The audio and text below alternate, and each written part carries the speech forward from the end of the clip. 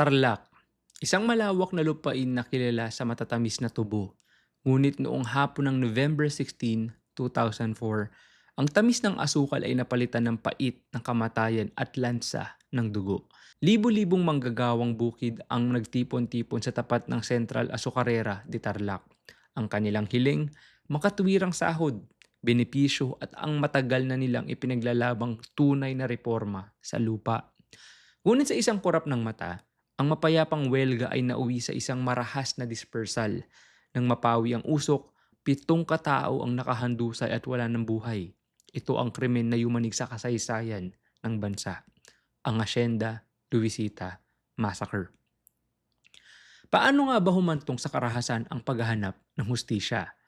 Noong November 6, 2004, nagsimulang magwelga ang unyon ng mga manggagawa matapos silang makaranas ng malawakang tanggalan at mababang kita na umabot sa kakarampot na ₱70.50 sahod kada araw.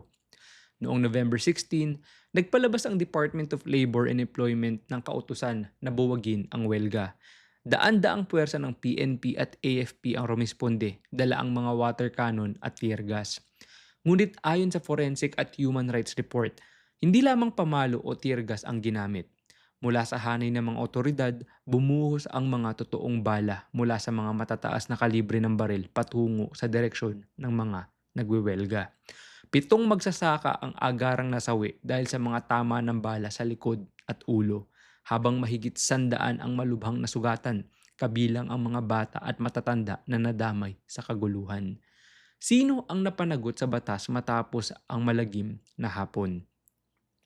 Sa usaping kriminal na pananagutan, ang mga kasong isinampa laban sa mga opisyal ng militar, pulisya at mga may-ari ng azucarera ay tuluyang ibinasura ng Department of Justice noong 2010 dahil sa kakulangan ng sapat na ebidensya. Walang sino man ang formal na nakulong para sa aktwal na pagpatay. Gayunpaman, nakamit ng mga magsasaka ang isang makasaysayang legal na tagumpay noong April 2012.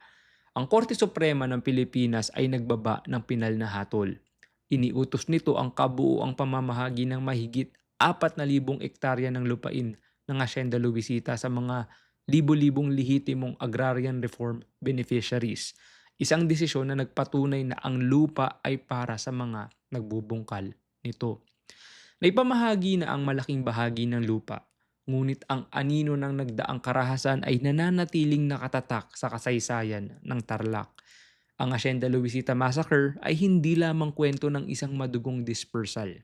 Ito ay naging simbolo ng mahabang dekada ng pakikibaka ng mga Pilipinong magsasaka para sa hustisya at karapatan.